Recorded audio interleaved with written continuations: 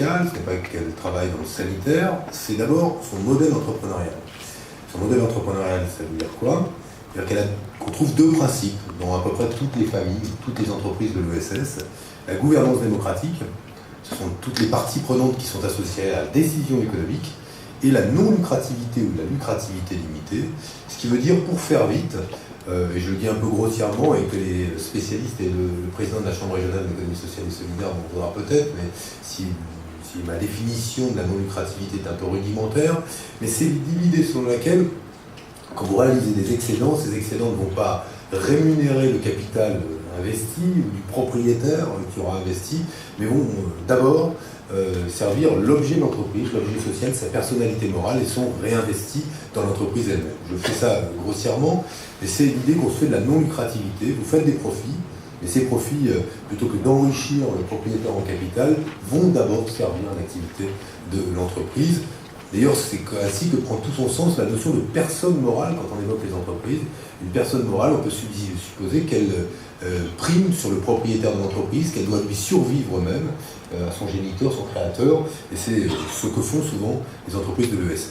Gouvernance démocratique, non-lucrativité, vous avez donné tous les chiffres, Monsieur le Président du Conseil général, puisque vous avez évoqué la résistance de ce modèle à la crise, son poids économique, 10% du PIB français, à peu près grossièrement, ça dépend comment on calcule, et Florence Dénicatrice vous dira tout à l'heure, à juste titre, qu'il ne faut pas juste apprécier le poids économique de ce secteur au regard de sa valeur ajoutée économique, la création de richesses en euros sonnants et trébuchants, mais bien à travers aussi son utilité sociale, les coûts que cette économie évite à la collectivité, etc. etc. Mais c'est à peu près 2 400 000 salariés. Donc ça pèse lourd. Ça pèse lourd en France, 2 400 000 salariés. Et c'est la raison pour laquelle, au regard de la performance de cette économie dans les années passées, et là encore vous l'avez dit, le nombre d'emplois créés, la résistance à la crise, nous avons décidé de doter la France d'une stratégie en faveur de l'ESS. C'est pas tant qu'il n'existait pas des stratégies régionales, départementales, locales, mais il fallait en gros aligner les planètes. Et puisque vous avez évoqué ces 20 ans de retard, mais en même temps là, on rattrape notre retard. On avait 20 ans de retard, je considère qu'on a quand même commencé à rattraper sérieusement notre retard, mais il manquait l'État au rendez-vous du soutien de l'ESS et au rendez-vous du changement d'échelle. Nous y sommes, et cela se décline en une politique publique que la loi ne résume pas. Je veux dire un mot de la loi, mais ce n'est pas que la loi. L'engagement qui a été le nôtre, c'est d'avoir une approche du développement de l'ESS qui soit la plus transversale qui soit.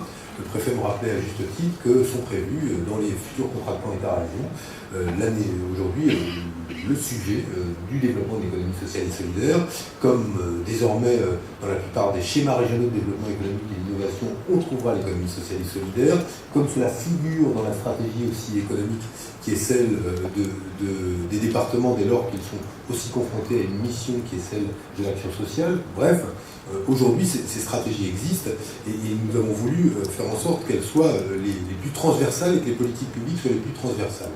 Pourquoi ? Parce que l'ESS, outre que c'est un modèle entrepreneurial, c'est une économie des territoires. Et que l'innovation est partout, les initiatives sont partout.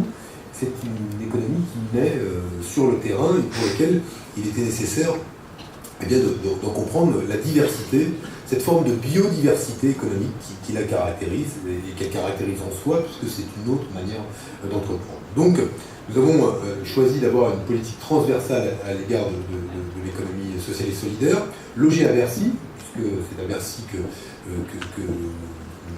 naît le travail en faveur de l'ESS, et qui se décline principalement donc, sur une nouvelle ambition en matière de financement, le fait que la Banque publique d'investissement soit en charge d'une mission financée à hauteur de 500 millions d'euros d'économie sociale et solidaire. Je le dis tout de suite, il s'agit là non pas d'un chiffre fétiche que j'agiterai opportunément dans toutes les conférences citoyennes comme celle-ci ou dans tous les rendez-vous, mais bien d'un objectif qui est le nôtre, faire en sorte que ce carburant, ces 500 millions d'euros, alimente véritablement des projets qui, du petit projet associatif dans un quartier jusqu'au gros investissement d'une mutuelle en faveur d'un établissement intergénérationnel qui accueillerait des tout petits et des personnes âgées, nécessiterait des tickets de plusieurs millions d'euros. Nous voulons que demain, ce carburant-là finance bien ces projets, dès lors que, et c'était le premier travail, le banquier public, BPI France, appréhende, comprend, maîtrise ce qu'est l'économie sociale et solidaire, ses besoins spécifiques en fonds propres,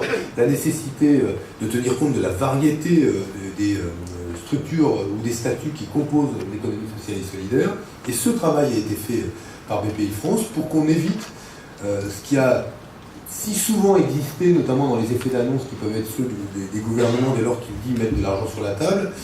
J'utilise cette comparaison tout le temps, mais elle me paraît la plus parlante. C'est, vous savez, en matière de financement de l'économie, quand on fait un très gros alambic, très compliqué, et dans lequel il faut mettre des tonnes et des tonnes de pommes de terre, en gros, je devrais dire plutôt des pommes ici, mais pour faire une goutte d'alambic ou de calva, mais à la fin, beaucoup de projets et très peu de sélectionnés.